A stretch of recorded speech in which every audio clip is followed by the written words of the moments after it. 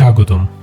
আজকের ভিডিওতে আমরা বিশ্লেষণ করব বিশ্বের সবচেয়ে প্রভাবশালী গোয়েন্দা সংস্থা সেন্ট্রাল ইন্টেলিজেন্স এজেন্সি বা CIA সম্পর্কে। আমরা জানব এর ইতিহাস, কাঠামো, গোপন অপারেশন, প্রযুক্তিগত বিবর্তন এবং আধুনিক কৌশল। দ্বিতীয় বিশ্বযুদ্ধের আগে যুক্তরাষ্ট্রের একক কোনো কেন্দ্রীয় গোয়েন্দা সংস্থা বা কাঠামো ছিল না। স্টেট ডিপার্টমেন্ট, FBI এবং সামরিক বাহিনীর বিভিন্ন শাখা আলাদা আলাদাভাবে তথ্য সংগ্রহ করত। এই বিভিন্ন ব্যবস্থার ফলে বৈশ্বিক হুমকির পূর্ণচিত্র নীতি নির্ধারকদের সামনে আসত না।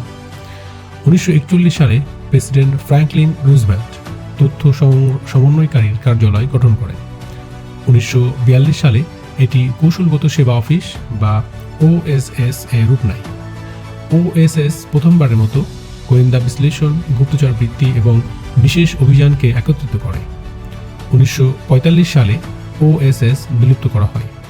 ঠান্ডা যুদ্ধের বাস্তবতায় 1947 সালের জাতীয় নিরাপত্তা আইন এর মাধ্যমে CIA প্রতিষ্ঠা করা হয়। CIA এর মূল দায়িত্ব হল বিদেশি গোয়েন্দা তথ্য সংগ্রহ, বিশ্লেষণ এবং জাতীয় নিরাপত্তা সিদ্ধান্তে সহায়তা করা। সংস্থাটিকে দেশের অভ্যন্তরে আইন প্রয়োগের ক্ষমতা দেওয়া হয়নি। CIA পরিচালিত হয় 5টি প্রধান ডিরেক্টরেটে: অপারেশন, বিশ্লেষণ, বিজ্ঞান ও প্রযুক্তি, সহায়তা এবং ডিজিটাল উদ্ভাবন। অপারেশন ডিরেক্টরেট মানব উৎস সংগ্রহ ও গোপন কর্ম পরিচালনা করে।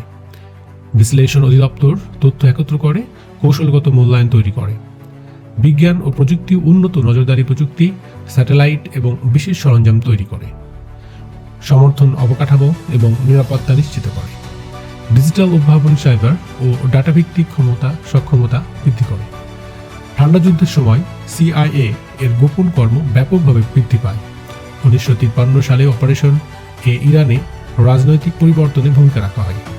1954 সালে গুয়াতেমালায় অপারেশন পরিচালিত হয়। এই সফলতার সংস্থার মধ্যে ধারণা তৈরি করে যে সীমিত গোপন অপারেশন দিয়েও কৌশলগত ফল অর্জন সম্ভব। তবে 1961 সালের বে অফ পিগস অভিযান ব্যর্থ হয়। কিউবায় জনপ্রিয় সমর্থন ভুলভাবে মূল্যায়ন করা এবং পর্যাপ্ত সামরিক সহায়তার অভাবে অভিযান ব্যর্থ হয়। U-2 স্পাই প্লেন এবং পরে করোনা স্যাটেলাইট প্রোগ্রাম সোভিয়েত সামরিক সক্ষমতা সম্পর্কে নির্ভুল তথ্য দেয়। এর ফলে ক্ষেপণাস্ত্র ফাঁক নিয়ে অতিরঞ্জিত ধারণা ভেঙে যায়। নীতি নির্ধারণে বাস্তবভিত্তিক সিদ্ধান্ত নেওয়া সম্ভব হয়। FBI যুক্তরাষ্ট্রের অভ্যন্তরীণ আইন প্রয়োগ ও বুদ্ধিবৃত্তি পরিচালনা করে। CIA বিদেশি গোয়েন্দা তথ্য সংগ্রহ ও গোপন কর্ম পরিচালনা করে। NSA প্রধানত সংকেত বুদ্ধিমত্তা বা ইলেকট্রনিক যোগাযোগ পর্যবেক্ষণ করে।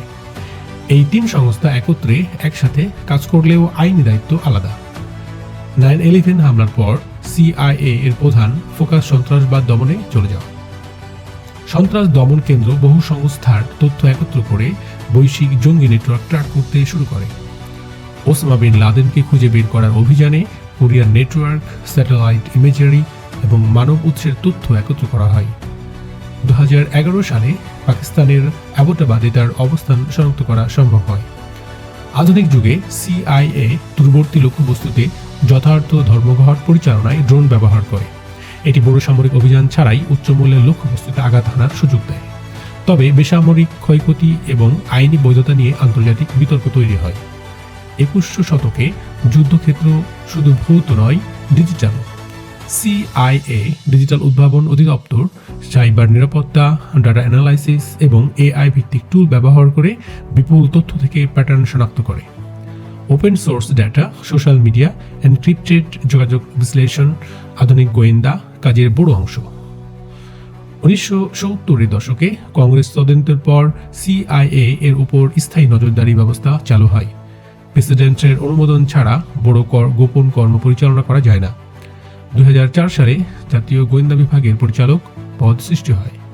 CIA এর ইতিহাস দেখায় গোপন অপারেশন ও প্রযুক্তিগত উদ্ভাবন একদিকে কৌশলগত সুবিধা দিয়েছে, অন্যদিকে নৈতিক বিতর্ক তৈরি করেছে। আধুনিক বহু মেরু বিশ্বে সংস্থাটির সবচেয়ে বড় চ্যালেঞ্জ হল দ্রুত বর্ধনশীল প্রযুক্তি, সাইবার হুমকি এবং নতুন শক্তিধর রাষ্ট্রগুলোর প্রতিযোগিতা। CIA এখন মানব গোয়েন্দা দক্ষতা ও AI ভিত্তিক বিশ্লেষণ একত্র করে ভবিষ্যতের নিরাপত্তা চ্যালেঞ্জ মোকাবিলার প্রস্তুতি নিচ্ছে।